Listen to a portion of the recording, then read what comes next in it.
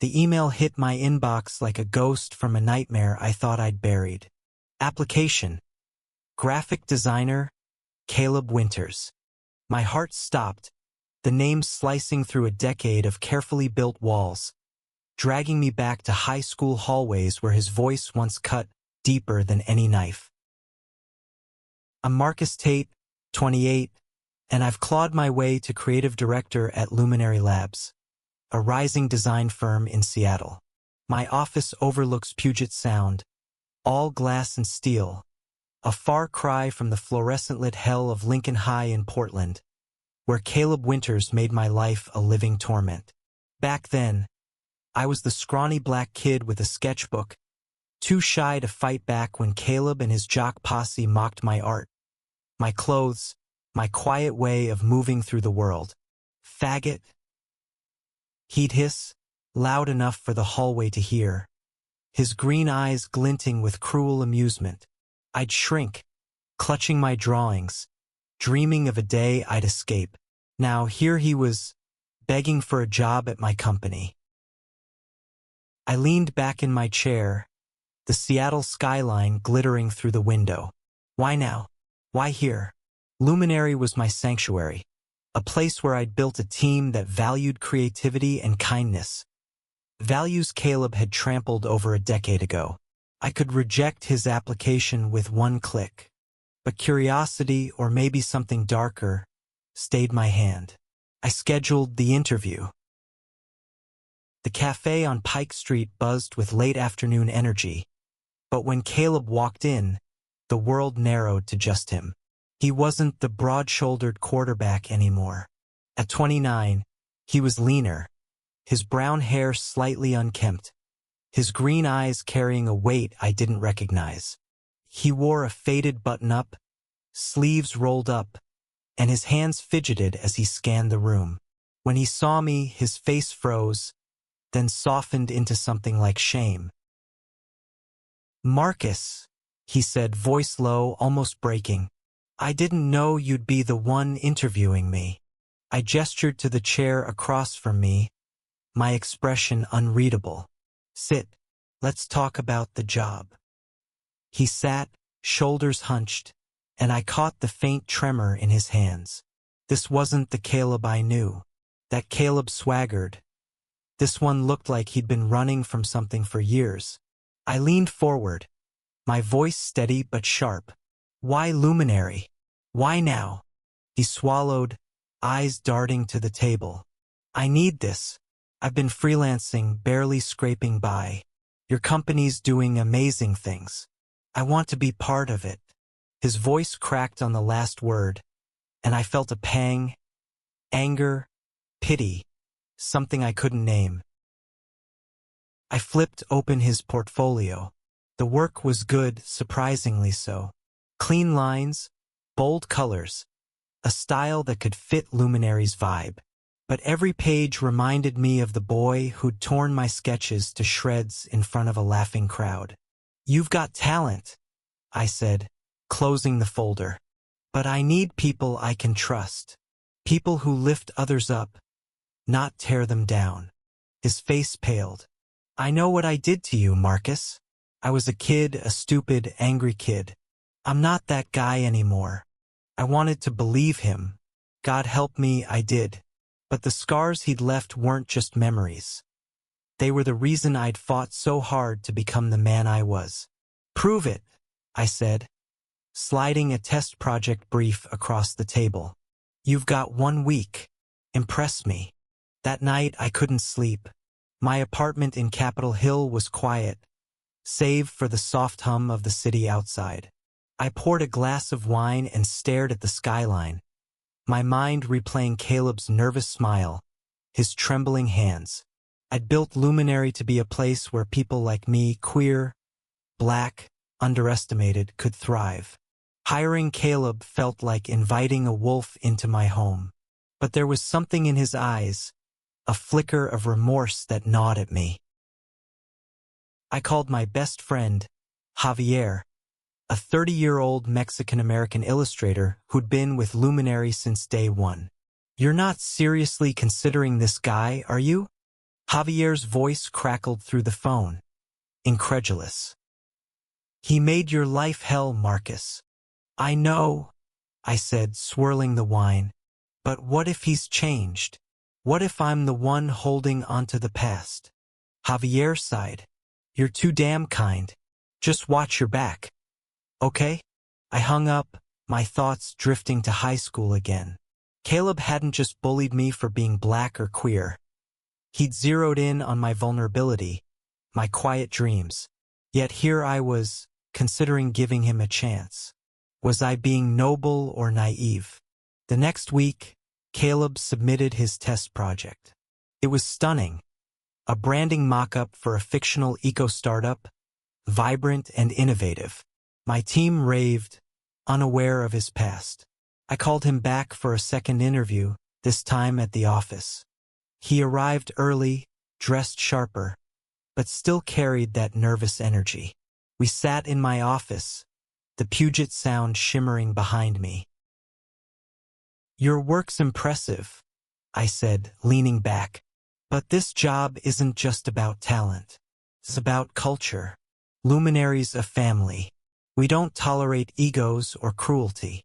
He nodded, his jaw tight. I get it. I've spent years trying to make up for who I was. I came out a few years ago, Marcus. I was so deep in denial back then, hating myself, and I took it out on you. I'm sorry. His words hit like a punch. Caleb, gay? The boy who'd weaponized that word against me? I searched his face for a lie but found only raw honesty. You're sorry? I repeated, my voice flat. That's supposed to fix it? No, he said quickly. It doesn't. But I'm trying to be better. I want to earn your trust. I hired him. Against my better judgment, against Javier's warnings, I gave him the job. Not because I forgave him, but because I wanted to believe people could change. And maybe, just maybe, I wanted to prove I was bigger than the pain he'd caused. Caleb started the following Monday. The team liked him, his charm, his work ethic. But I kept my distance, watching, waiting for the mask to slip. He was good, too good, and it unsettled me. Late one evening, I found him still in the studio, tweaking a design. The office was dark, save for the glow of his monitor. You don't have to prove yourself every second, I said, leaning against the doorframe. He looked up, startled. I do. To you especially. I didn't know how to respond. The air between us was heavy, charged with history and something new, something I wasn't ready to name. I turned to leave, but his voice stopped me. Marcus, can we talk? Not about work. About us. There is no us, I said, sharper than I meant. But I stayed, and that was my first mistake. The office was a ghost town at 9 p.m., the Seattle rain tapping softly against the windows. Caleb sat across from me at the conference table, his hands clasped tightly, like he was bracing for a storm. I should have walked away, but his words, about us, hung in the air, daring me to confront the past head-on. Talk, I said, crossing my arms. My voice was steady, but inside, I was a mess of anger and curiosity. What could he possibly say to bridge the chasm between us? Caleb exhaled, his green eyes meeting mine for the first time without flinching. I was a coward in high school, Marcus. I saw you, brave, talented, unapologetically you, and I hated you for it because I couldn't be that. I was terrified of what I felt, what I was. So I hurt you to feel strong. I clenched my jaw, memories flooding back. The Snickers in the locker room, the ripped pages of my sketchbook scattered across the floor. You think confessing now makes it okay? You think I owe you absolution because you're out now? No, he said, voice raw. I don't expect forgiveness. But working here, seeing you, it's a chance to make things right. Even if it's just a little. I wanted to scream, to tell him he didn't get to rewrite history with a sad story. But his vulnerability disarmed me, and I hated how it made me feel seen in a way I hadn't expected. "You've got 1 month," I said finally. "Show me you're not that guy anymore. Screw up, and you're gone."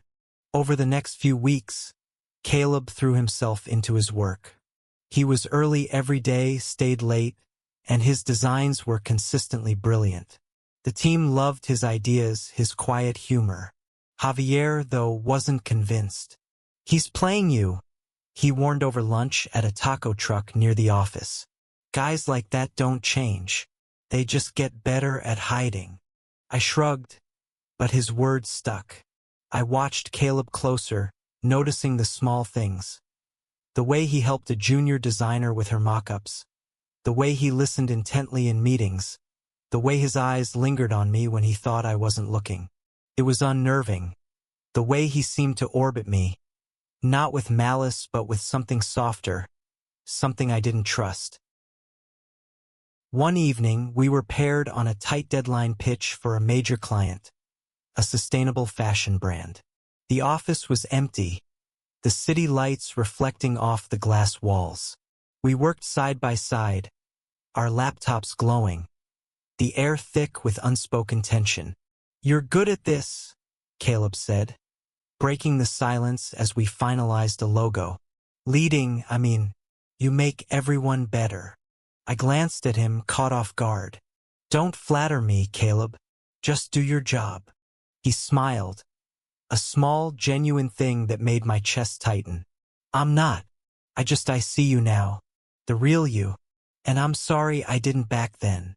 I turned back to my screen, my throat tight. Focus on the pitch. The pitch was a success. The client loved our vision, and Luminary landed the contract. The team celebrated at a bar downtown, all laughter and clinking glasses. Caleb was there, blending in, but I caught him watching me again, his expression unreadable. I excused myself to the patio, needing air, needing space from the way he made me feel. Angry, curious, alive in a way I hadn't been in years. He followed me outside. The Seattle night was cool, the skyline a mosaic of lights. "Marcus," he said softly, stepping closer. "Can I just—" "No." I cut him off, turning to face him. "You don't get to do this. You don't get to act like we're friends. Like you didn't ruin years of my life." His face fell, but he didn't back away. "I know, but I'm trying to be someone you can trust. Not for me, for you. You deserve to know I'm not that monster anymore." I laughed, bitter and sharp. "You think a few weeks of good behavior erases everything? You think I don't still hear your voice in my head sometimes?" He flinched, and for a moment, I saw the boy he'd been, scared, hiding behind cruelty.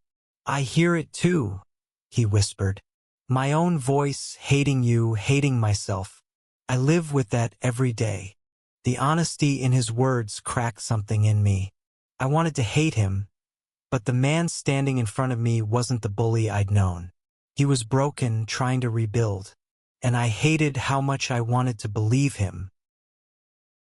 Back at the office, Caleb kept proving himself. He mentored a new intern, stayed late to perfect designs, even brought coffee for the team on early mornings. But it was the quiet moments that got to me, when he'd ask about my art, my life, with a sincerity that felt dangerous. I started to see him not as the enemy, but as someone carrying his own scars. One night, we were the last ones in the office again, working on a campaign for a local nonprofit. The rain had stopped, and the city felt alive outside the windows. "Why do you stay so late?" I asked, breaking the silence. "You don't have to prove anything to me anymore." He looked up, surprised. "I'm not proving anything.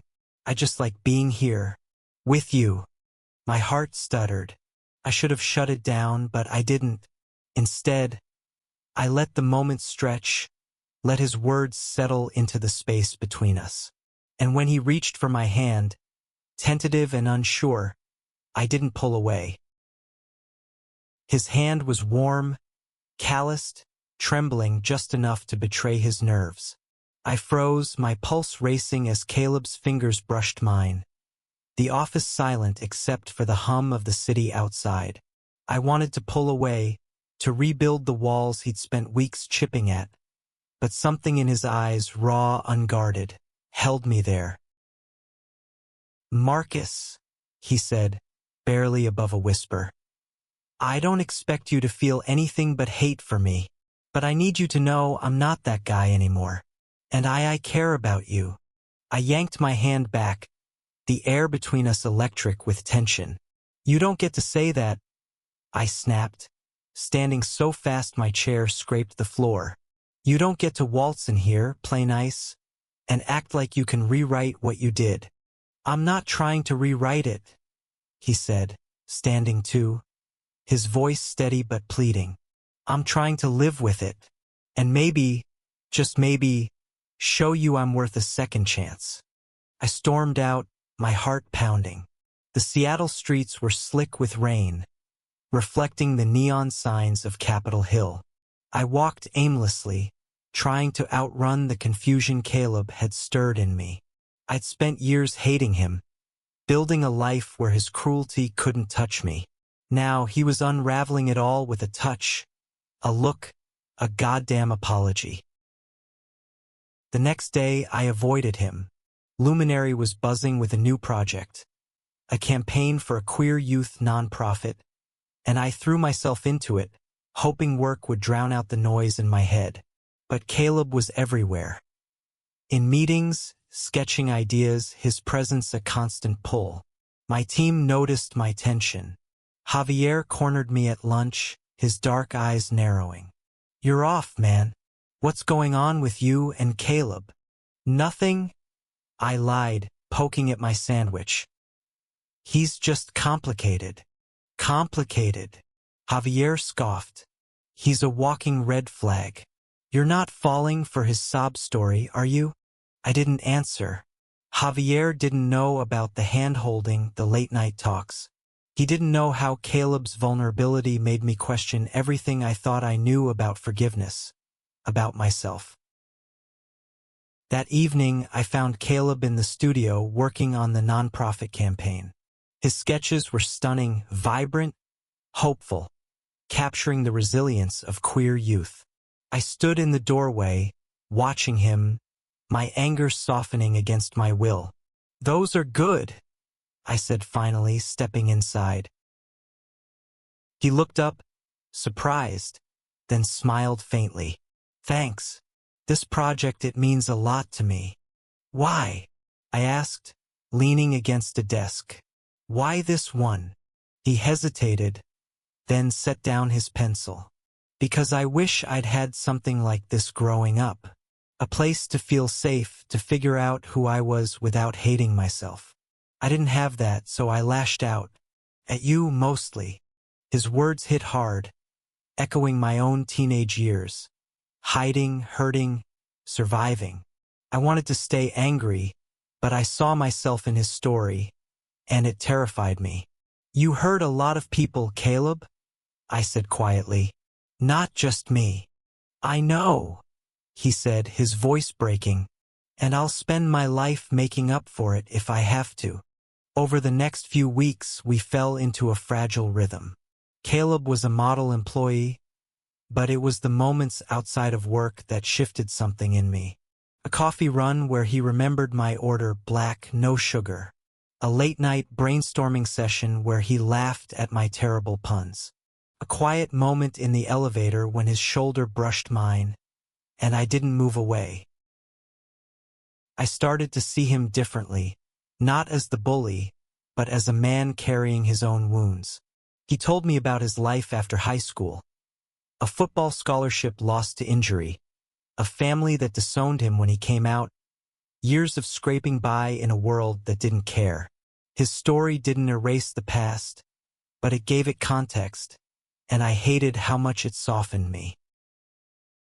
One night, we were walking to the parking lot after a long day. The air was crisp, the stars bright above the city. "You ever think about leaving Seattle?" he asked, his voice casual but curious.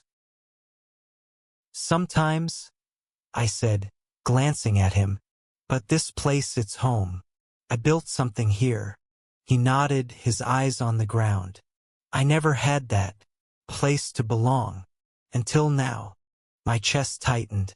I wanted to dismiss it, to keep him at arm's length, but his words felt like a tether pulling me closer. Caleb, I started, but he stopped walking, turning to face me.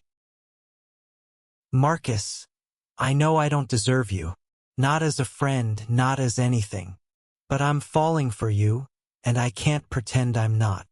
The world tilted. I stared at him, his face illuminated by a streetlight, his eyes full of fear and hope. I should have walked away. Instead, I stepped closer, my voice barely audible. You're making this really hard. He smiled, small and sad. Good. You deserve someone who fights for you. The nonprofit campaign launched to rave reviews, and Luminary's profile soared. At the launch event, held at a community center in Belltown, Caleb and I stood side by side, watching queer teens admire our work. Their smiles, their hope, felt like a victory, not just for the project, but for us. For me, who'd survived high school. For Caleb, who was trying to redeem himself. As the crowd thinned, he turned to me, his voice soft. Thank you for giving me a chance. I looked at him, really looked, and saw someone new. Not the bully, not the broken man, but someone trying to be better. And for the first time, I let myself believe he could be. The community center was alive with laughter, the launch event winding down as fairy lights twinkled above. Caleb stood close, his confession from days ago still echoing in my head. I'm falling for you. I hadn't responded then, too scared of what it meant to let him in. But now, watching him thank a teen for their feedback, his smile genuine and warm, I felt the walls I'd built crumbling. Marcus, a voice pulled me from my thoughts. It was Lena, a 27-year-old trans woman and our lead copywriter, waving me over. The kids love the campaign. You and Caleb killed it. I smiled, but my eyes drifted to Caleb, who was now helping clean up, stacking chairs with the same care he put into his designs. Lena followed my gaze, her expression softening. He's not what I expected, she said. You okay with him being here? I hesitated. I'm figuring it out. She nodded, her voice gentle. You're allowed to let go of the past, you know. Doesn't mean you forget it. Back at the office, the dynamic shifted. Caleb and I were no longer just boss and employee. There was a current between us, unspoken but undeniable. We worked late, our conversations drifting from design to dreams, from past hurts to quiet hopes. He told me about his first love, a college teammate who broke his heart. I shared how I'd found my confidence in art school, surrounded by people who saw me for me. One evening, we were alone in the studio, refining a pitch for a tech startup. The rain had started again, a soft rhythm against the windows. Caleb leaned back, stretching, his shirt riding up to reveal a sliver of skin. I looked away, my face warm, but he caught me. You're blushing, he teased, his voice light but his eyes intense. Shut up, I muttered, but I couldn't hide my smile. He laughed, and the sound was so unguarded it made my chest ache. He stood, crossing the room to sit on the edge of my desk. Marcus, I'm serious about you. I know I've got no right to ask, but can we try? Just a coffee, outside of work. No pressure. I wanted to say no to protect myself from the risk of him, but I was tired of running from what I felt. One coffee, I said finally. Don't make me regret it. The coffee date was at a small shop in Fremont, all exposed brick and warm light. We sat by the window, the city bustling outside. Caleb was nervous, his fingers tapping the table, but he opened up in a way I hadn't seen before. He talked about his therapy, his struggle to forgive himself, his hope to build a life that mattered. I told him about my family, how my mom had been my rock when I came out, how I'd built Luminary to prove I was enough. When our hands brushed, neither of us pulled away. It wasn't just attraction. It was connection, fragile but real. I let myself imagine, for the first time, what it could be like to let him in.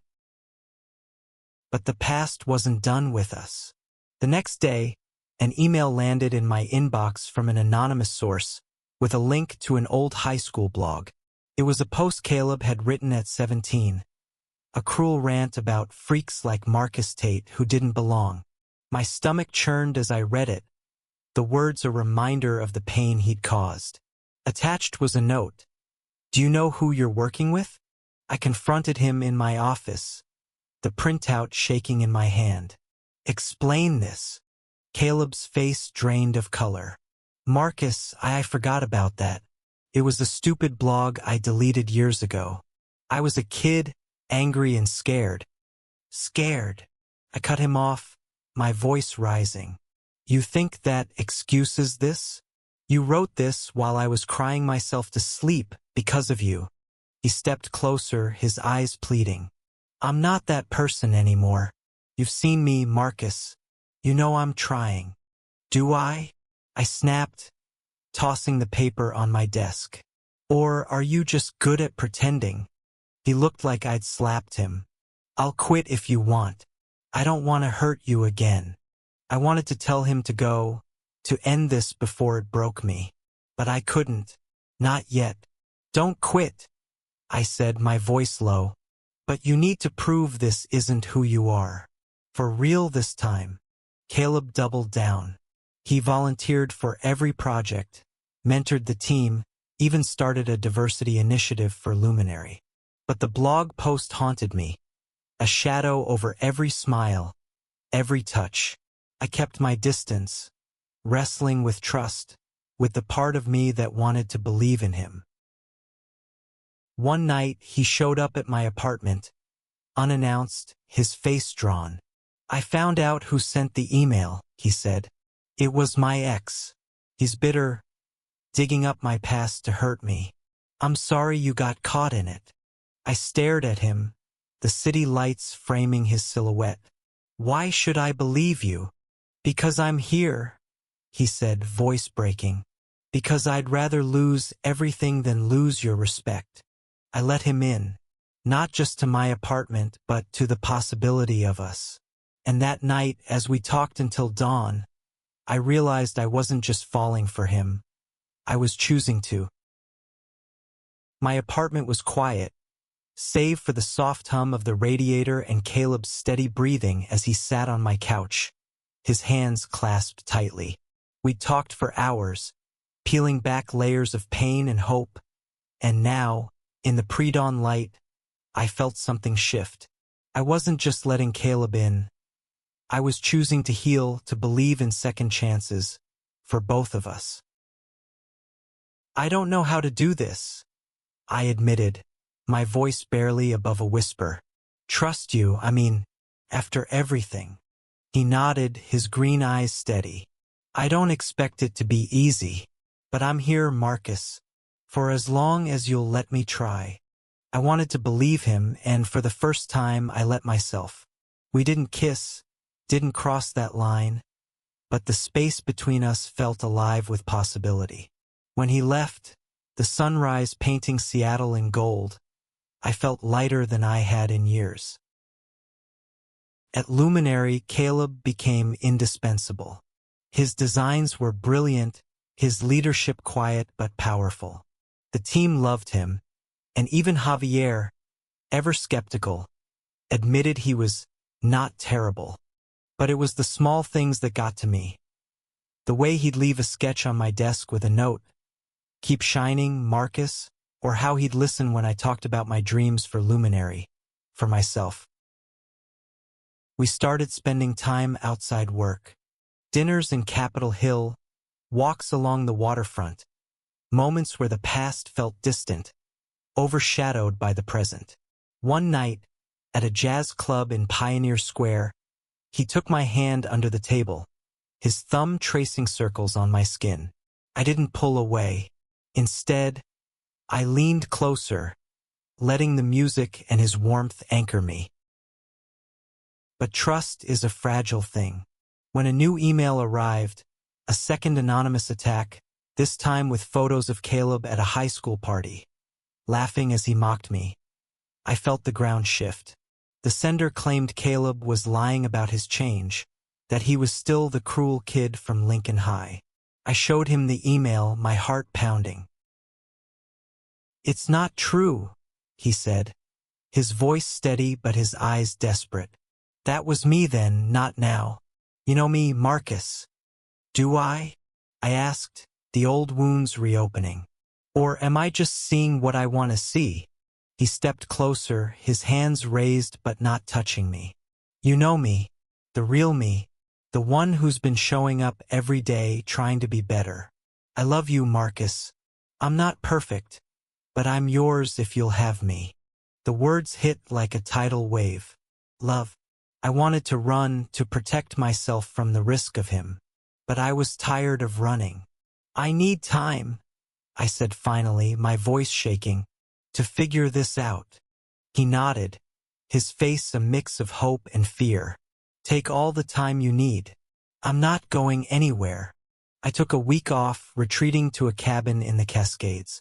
The solitude was a balm, letting me untangle my heart from my hurt. I thought about Caleb, the boy he'd been, the man he was becoming. I thought about myself, the kid who'd survived his cruelty, the man who'd built a life despite it. And I realized something. Forgiveness wasn't about erasing the past. It was about choosing to move forward together. When I returned, I found Caleb in the office, working late as always. He looked up, his face lighting up with cautious hope. "You're back," he said softly. "I'm back," I said, stepping closer. "And I'm ready to try. For real." His smile was like the sun breaking through clouds. We didn't kiss, not yet, but we stood there, inches apart, the weight of our past lifting just enough to let us breathe. Months later, Luminary won a National Design Award, and Caleb's work was a cornerstone of our success. At the ceremony, held in a sleek downtown venue, he stood beside me, his hand brushing mine. The team cheered, the room alive with pride, but all I could see was him. His green eyes, his quiet strength, the man who'd fought to earn my trust. Later, on the rooftop overlooking Seattle, he pulled me close. "I don't deserve this," he whispered, his voice thick with emotion. "You, this life, any of it." I cupped his face, my thumb tracing his jaw. "You do. We both do." When we kissed, it was soft, tentative, a promise of something new. The city sparkled below, a testament to the life we were building. Not just for us, but for everyone who'd ever felt broken and dared to heal. The past never fully fades, but it doesn't have to define us. Caleb and I aren't perfect. Our love is messy, built on scars and second chances, but it's ours. And every day, we choose it, together, proving that even the deepest wounds can lead to something beautiful.